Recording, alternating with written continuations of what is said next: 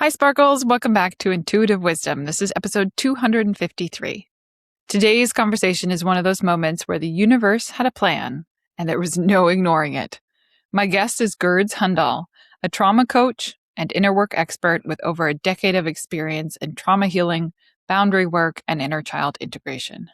She's the host of the Inner Light Project podcast, named one of the best inner peace podcasts in 2020. We talk about her own wellness journey, moving through a cancer scare while doing the deep inner work of addressing ancestral, cultural, and familial trauma. We explore how COVID taught so many of us that we couldn't run away anymore, that healing isn't optional. We talk about sitting in the darkness to learn how to slow down and trust what's within. And I'll ask you the same questions Gurds asked herself. Are you willing to do the work? You have a choice. Stay stuck or get free. What's holding you back? A quick note before we dive in, today's episode touches on some adult themes and includes some adult language, so listener discretion is advised. Here we go. I'm K. Margaret Solorio, certified Angel Reiki Master, intuitive guide, author of Make Ease Your Vibe, and creator of the Home Frequency Reset. This is Intuitive Wisdom, where we explore the connection between energy, intuition, spirituality, and the spaces we live in, so you can create more peace, clarity, and delicious ease in your home, your heart, and your life. Okay. Hi. Yeah, hi. I was just going to say, if I look tired, I just came back from Canada last night. So, Oh my goodness. yeah. You're on this side of the pond, as they say. Yeah.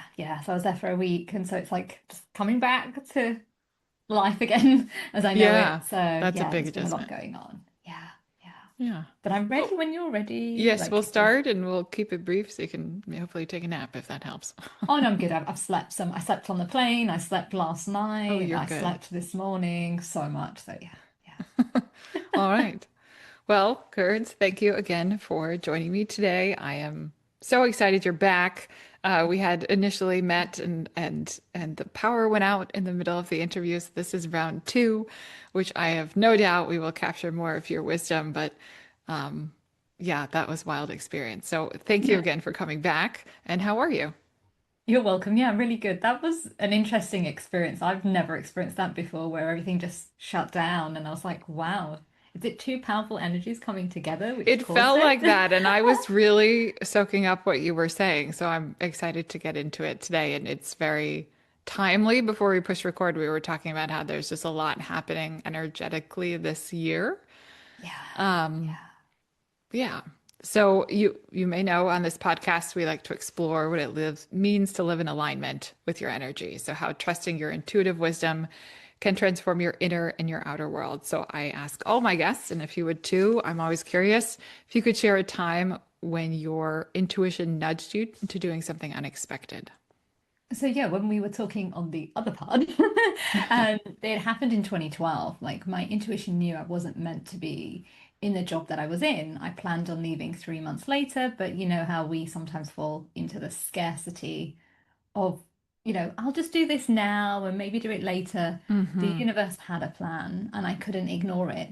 And so just before my 25th birthday, I had a cancer scare Oh, and that completely shifted my whole life around.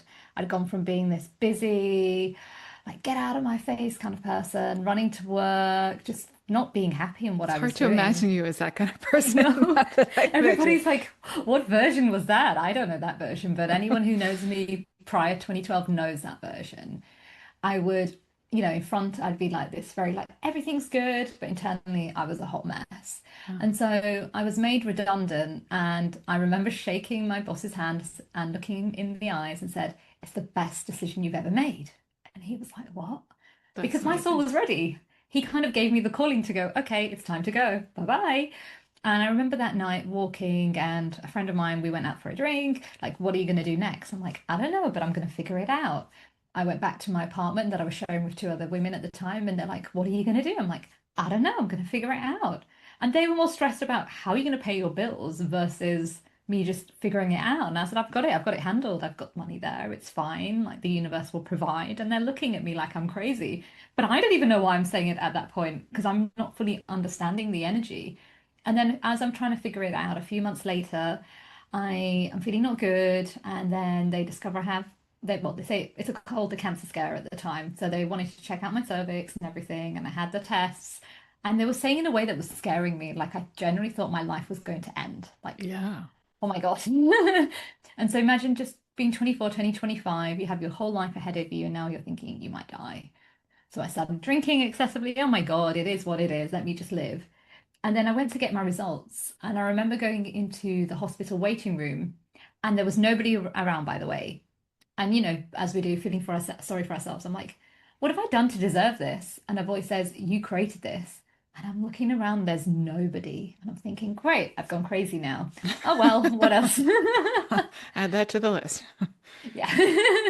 I go into the room, get my results, they misdiagnosed me, and I walked out of the hospital and I heard the words, it's time to heal. That was the game changer of my life. It took me about a year to leave the media world, but then when I decided fully, my whole life changed. Opportunities came my way. Oh my God, I had my own radio show. I was doing like live Reiki on the radio. We did everything and everything.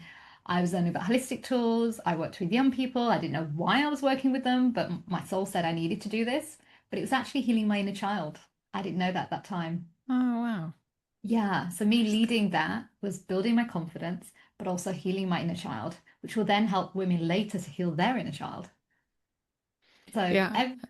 go And a for it. Yeah. positive cycle continues. I'm curious that there were such strong, for lack of a better term, light bulb moments for you in that Yeah. journey. Did that also initiate a trust in yourself, or was that more of a process? That was more of a, it was a beginning bit, but it was more of the process because at that time I hadn't done the deepest work. I hadn't done the ancestral, the cultural, the societal, familial trauma. I just thought, oh, I'm healed because I've forgiven so and so and I've let it go and I'm being in my inner child and I'm loving myself. But at that point, I wasn't having boundaries with people. So I'd gone from the opposite of having boundaries, like you can't get near me, to now everyone is full of love. I look back and think, oh my God, how naive were you girls? But my heart had opened so much that I just wanted to give and receive love. But not everybody is there. So when people would say things, I'm like, why are they behaving like that? So again, the journey had to keep evolving. And then when I started to do the deepest work, I would say I'd always been doing the deep work, but this was the deepest, most potent work is when I got sick. I've always had light bulb moments every like few years or so. So in 2015, I actually collapsed in my apartment and an ambulance had to get me. And the paramedic said I had a kidney problem. And I was like, yeah, whatever. You know how you do when you think, oh, no, no. But it took 2 years to get diagnosed. And when I went through that journey and then I had kidney disease, I spent nearly a decade being sick. Oh my And goodness. yeah, a lot of people don't know this. And so they only see this version, but they haven't seen the version where I was so tired I couldn't even walk up the staircase without being so exhausted. I couldn't even carry 3 bags without being tired. I had marks on the back of my back where my whole back was on fire. And if you put ice on my back, it would just melt through my eyes. Like there was so much. My legs were swelling, you name it. I went through so much at such a young age. It's And unbelievable for that I'm so still long. here. Yeah, yeah. But I prayed, which I'll tell you in a second. But that moment was where I couldn't run away. I couldn't go speak on stages. I couldn't Literally, do, you couldn't. yeah, I literally had to be in the darkness to Oh, heal. And so that's when the ancestral, the cultural, the familial trauma, that began the process. And as I kept doing it, the more I realized that my coaching had completely changed. What I was teaching versus now is so different. And so I had to sit with it. And as I sat with it, I realized how freeing it was. Why are we running away from it? And I generally believe COVID taught a lot of people they can't run away. And I remember a lot of yes. my clients at that time, they're like, oh my God, I have to heal my trauma now because they couldn't go and have a drink with a friend. They couldn't go partying. They couldn't do, all those things they couldn't do. They were literally in their homes and literally staring at the four walls, having no choice but to heal. And so, yeah, Was I the don't know. It's healing, sorry, okay. I'm curious. Was the healing process then for you yourself active, or was it kind of like surrender and then you allowed things to bubble up and address them as they came? I Or did think, sorry, carry on. I'm just trying to think. Just Oh saying there. no, I think I'm just repeating myself. I'm trying to imagine if you thought, okay, there's more to this. Let me see what else there is. Okay, this is something I need to give attention to, or if it was just, it kind of came in front of you because the universe acknowledged you were ready to deal with it. I almost feel like it was a bit of both Okay. because as I got sick, so many friends disappeared. People that I thought had my Wow. back. I was isolated. I was with my ex-partner at the time. That, there was so much I literally had to, best way of putting it, my old life died. I can't put it in any other terms, but I'm so grateful in many ways because a lot of those people were just there taking from me. And at that time, I Mm. couldn't see that because Gurds was the one that listened to people's problems at 3 a.m. Oh. Anytime you needed help, I was there. That's been my whole story because Hi, Sparkles. Before we get back to today's conversation, I want to share a few ways that I can support you. If you've ever wondered whether the energy of your home could be affecting your mood, clarity, intuition, or overall well being, I've created a free interactive quiz. It's just a few minutes. You'll discover your home energy type and receive personalized guidance to help create more peace, alignment, and delicious ease in your home and life. And if you're ready to go deeper, I offer home frequency reset sessions where I help clear energetic clutter and realign the energy of your space so it feels more calm, supportive, and aligned with the life you want to create. You can learn more about the quiz, my home frequency reset services, and book a session by visiting my website, deliciousease.com. And if you're looking for more inspiration, be sure to pick up a copy of my book, Make Ease Your Vibe. It's filled with practical tools, reflections, and insights to help you create more ease, trust yourself more deeply, and live with greater intention. It covers mindset, energy, and time. So you can find Make Ease Your Vibe on Amazon in both paperback and Kindle versions. I believe you deserve to be seen, feel. I didn't say that right, did I? I believe you deserve to be feel seen, supported, and inspired. And you deserve a home that loves you back. Right now, let's get back to today's episode. I had seen a family member being sick my entire life, and I didn't want other people to suffer like I've seen. So that had Mm. become the narrative of my journey up until that point. Now I had to work on myself. There was no running away. So then all the other traumas came out, and I almost feel like the universe said, okay, you're ready to trust you and sit with yourself. We're going to now work on each different thing, but we're going to work one by one. Mm. That's what we did. It wasn't just that, it was like financial trauma, like first generational trauma, it all popped up. Oh my Relationship goodness. trauma. It was just a cycle of deep, I would say, even though it was 10 years of pain, I would say 7 years was the deepest work of my life, which is now my 4 month program. So what I learned in 7 years, I now teach in 4 months. And Wow. so it's a deep process and I've seen everything and anything you can think of. However, it's the greatest gift because now I get to do the work that I love. And also I'm at peace with myself and I have balance now. Prior to being sick, I was all over the place. I was living off 3 hours sleep. I would say yes to everything. At one point, I was working 3 jobs whilst building the business. Like I was not taking care of myself. And so the sickness actually taught me to slow down, surrender, trust from within, listen to what you need versus what other people are telling you how to become successful. So even though it was awful and people think, oh my God, how did you go through that? It was the biggest blessing of my life. And when I was ready, the universe said, we're going to help you, but I had to ask for it. And then that's when I learned how to heal and reverse my health conditions. At what point could you see it as a blessing? Did that come after you went through Mm, it or while you were going through it? midway. Midway. And then sometimes I'll be like, oh, I'm having to go through this heavy things. And then after as well. And every day I'm so grateful because that version of who I was before is, like I said, like she doesn't exist anymore. And the version of who I am is a blessing. And I wouldn't have this information, knowledge, wisdom had I not gone through all of that. That is life experiences. Like, okay, we can get degrees and whatever. Like I have, I've got degrees as well, but it's not like it's a piece of paper. But when you have life experiences where people are dealing with trauma on a daily basis, it's a gift because you can understand where they're coming from and what tools they need. And so a lot of the things that I've been through, I'm able to help my clients easily because I have the experience, but the knowledge and how to help them to overcome it. Yeah, and a deep understanding of how meaningful it is. Yeah.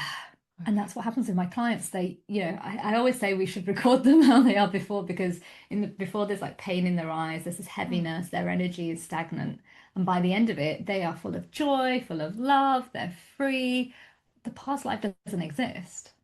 Like one of my clients like a while back said she doesn't even recognize the version she was before because she's in so much gratitude every day of the person she is now. And I'm like, wow, for me, that is just the gift. Like I'm so grateful for that I get to do that. That I can't put a value to. Yeah, I'm gonna misquote it, but there's a quote from Charles Dickens that I used to walk around with when I was a teenager that's something like, "No one is useless in the world who lightens the load of another." I feel like Mm, that's kind of you literally lightening the load of others one by one. That's amazing. thank you. How do you know if someone is ready to trust themselves or to do this work? Do they just come to you and go, that's enough? I need a guide to walk through the darkness, or they've hit, I feel like there's a lot of conversations about hitting rock bottom, but also conversations about we should be smart enough to be able to turn ourselves around before we hit rock bottom. Like, Oh, so it's people that have done a bit of work on themselves. They're trying to figure out okay. how to heal. They've been to a therapist, but nothing's working. They've tried, I've had some clients that have even been on medication. And by the end of our sessions, they're not on them anymore. And I'm not trying to say that we shouldn't have them, like some people do need them. But my Hmm. point is Serve a that purpose. yeah, everyone needs something like differently, but when we understand our deepest trauma, sometimes we don't need certain things because we've healed from it and those Hmm. things no longer work.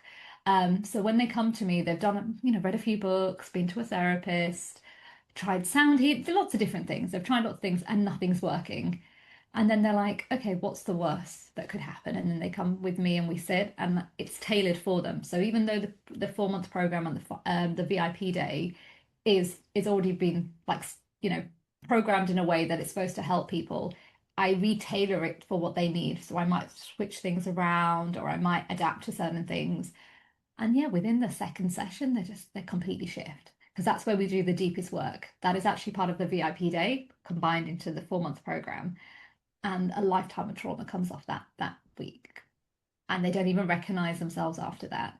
So yeah, a lot of them have done the work. Not the deepest that we do, but Hmm. some level of work they've done, or they're into spirituality and they want to know more. But it's not people that are going to question what we're going to do, because if you're going to question it, I can't be of service to help you because you're not going to help yourself. It's usually people that are willing Hmm. to do the work, willing to sit with themselves, willing to do like some of the little homeworks that we have. Yeah, that makes sense. And you have a book, correct? I do. It's a Tell us book about. from a long time ago. Okay.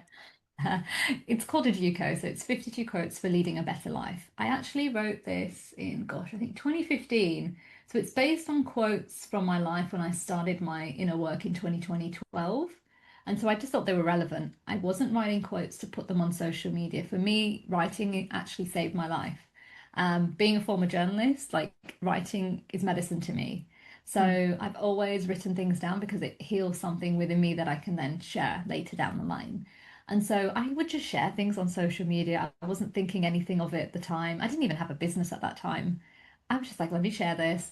And before I knew it, people were saying, that quote really helped me, or that helped me to see things differently. Why don't you put it into a book? So I said, okay. So that's what I did. I put 52 quotes for leading a better life into a little book. And yeah, a lot of people resonated with it. However, I am putting out a book very soon, which I will share at some point. It's just in the works right now. And that's the deeper trauma healing, which will help people to just come back home to themselves. Well, that's exciting. Thank you. Thanks for letting us know. Is there anything you would like to add to our conversation? Mm, I think this is just something from where so I was in Canada, as I was mentioning to you. I just came back last night. And the reason I was there was because my niece actually passed away. She was 12 years old. Oh my goodness. Yeah, she had brain cancer, but she was such a beautiful soul and such a beautiful light. Like there were 350 people at her funeral. She Wow. impacted people wherever she went. Everybody had a story. And one thing it taught me is that live life to the fullest, love your loved ones, but also go heal that shit. Something's upsetting you or someone's upsetting you, let them know. Stop carrying it on for 30 to 50 years.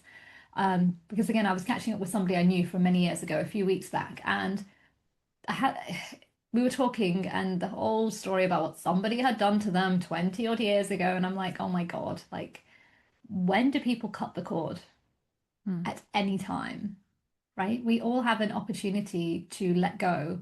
And I've always said this to people in the past. Imagine an auntie, she's upset with an uncle. Now, the uncle's already moved on, living his best life, but the auntie is sitting there in pain. Who's suffering?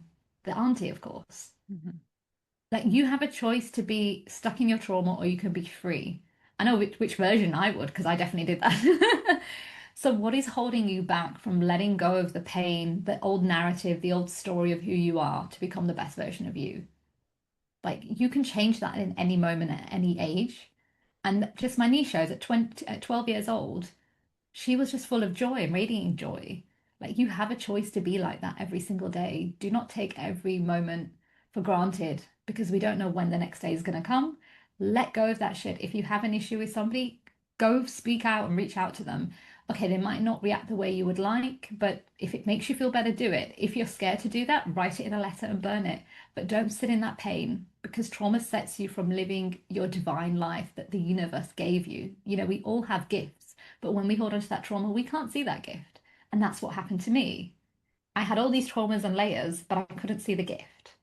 And when I peeled off the layers, the gift came right through.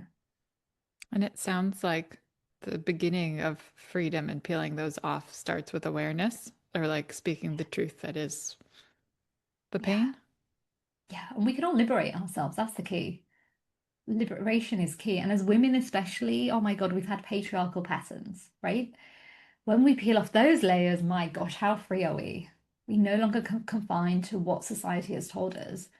And so just trust that life can get better, but you have to say enough is enough and say, I'm ready to heal. And if that's working with me, that's great. If it's not me, if it's somebody else, go for it. Life is too short to be sitting in the past pain when you could have so much joy on a daily basis. Oh, that's wonderful. Well, thank you so much. Where can listeners connect with you and your work? Sure. So you can find me at www.gurds, Gurds, Hundal, Hundal.com. If you just type in Gurds Hundal, I come up on Google. You can find me on my podcast at the Inner Light Project, which you'll be on soon. And you can just find me on Instagram at I am Gurds and all social media. And there, just say hi. Wonderful. And of course, I'll include all the links in the show notes. Thank you so much. I very much appreciate this conversation. Thank you. Hi, Sparkles. If today's episode resonated with you, please subscribe, leave a review, and share it with someone who could use a little more peace, clarity, and support. I appreciate your help. To learn more about my home frequency reset services, take the free home energy type quiz, and explore my book, Make Ease Your Vibe, be sure to visit my website, deliciousease.com. That's DELICIOUSEASE.com. And remember, Sparkles, peace is possible, your intuition is trustworthy, and creating a life that feels aligned and supported starts right where you are. All the best, and see you soon.